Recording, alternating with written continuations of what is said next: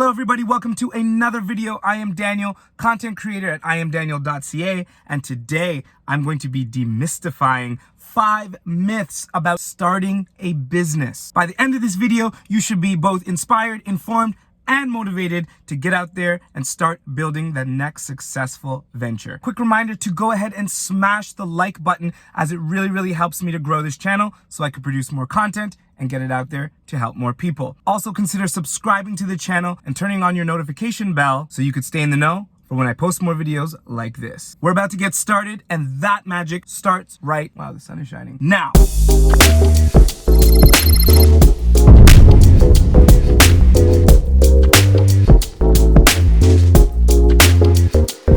Number 1, you have to be an expert in every job in your business. Not true. As an entrepreneur or a person who has just started a business, you are not expected to be an expert in accounting, an expert in product sourcing and procurement, an expert in sales and marketing, and an expert in research and development. No, your job as an entrepreneur is to connect the dots. So, does that mean that you don't need to know anything about starting a business? No, that's not what I'm saying. You do need to have a basic understanding about all those things that I've mentioned, but having a basic understanding and being an expert are two completely different things. To build a successful business, your job is to understand who you need to contact, who you need to hire, who you need to outsource to, or what kind of team you need to put together in order to build the business. Now, that doesn't mean you have to hire all these people, but understanding that you may need their services or their expertise in order to accomplish your goal. That's what building a business is all about. When I started my own business, I knew nothing about starting a business, about growing a business, sales and marketing, or anything for that matter. But I did have an idea, and I did figure out who I would need to get together in order to make this business a reality. Start connecting the dots. So if you don't have expertise in all these different facets of business, don't get down on yourself. Just get busy piecing the puzzle together. Number 2, you need a degree to start your own business. Now, don't get me wrong, having a business education can be super helpful in the process of starting and growing a business. But if you don't have one yet, or you're in the process, it's okay. It's not the end all. Education credentials are like tools in a toolbox. But highlighting back to the toolbox concept, there are several types of tools in every toolbox. What I like to do on the topic of education is highlight the pros and the cons, or one pro and one con, of having a business education and how that correlates with you starting a business. Pros: having a business education or a degree can definitely give you a foundational, basic understanding of all facets of business. It can also give you some credibility when you're networking and looking for different business opportunities. Cons: a degree can sometimes give you the notion that you fully understand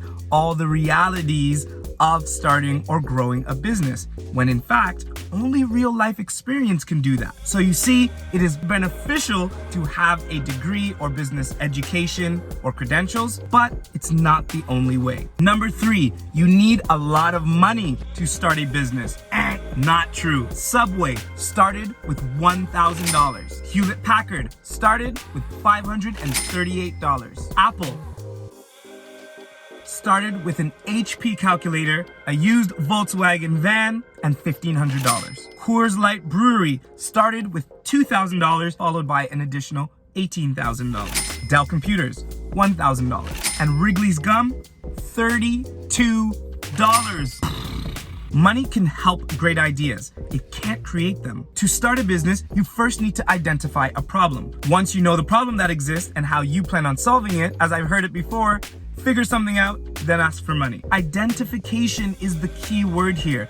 Once you can identify a void, problem, something that's missing in the marketplace, you can now start to develop a strategy or a plan on how you are going to solve it. This doesn't always require a lot of money. It also does require a determined and passionate entrepreneur, insert you. And it also does require a supportive community who believes that you do have the answer or solution, or that you will come up with it, and thus will provide access or support in terms of money. You can make it work if you really want to. During my research, I saw an article on a website called hackernoon.com, and I want to read word for word what they wrote about scratching the itch, because this is very common among aspiring entrepreneurs. Scratching the itch, and it's exactly like it sounds. Sometimes we just need to scratch the itch. Here's what they said. Many entrepreneurs waste their time playing CEO, crafting a strategy, and drawing up a dream organization chart for what their business might become. The best founders avoid daydreams and focus on what can be done using only the resources at their disposal. Couldn't have said it better myself. Launch at 80, take your idea, implement it, and see where it goes. Number 4, you have to know what you're doing. Not necessarily. As an entrepreneur, you don't necessarily need to know what you're doing, but you do need to figure out what you're doing. And once you figure out what you're doing, then you need to figure out how to improve what you're doing. If you can figure that out, then your next job is to master what you're doing. Once you master what you're doing, your next job is to figure out who can help you do what you're doing and who can do it better, simpler, more efficiently, and that's who you want on your team. And number 5, you have to start at the right time. What is the right time? There is no such thing as the right time. You don't know what the future holds, and you also can't reach back to the past.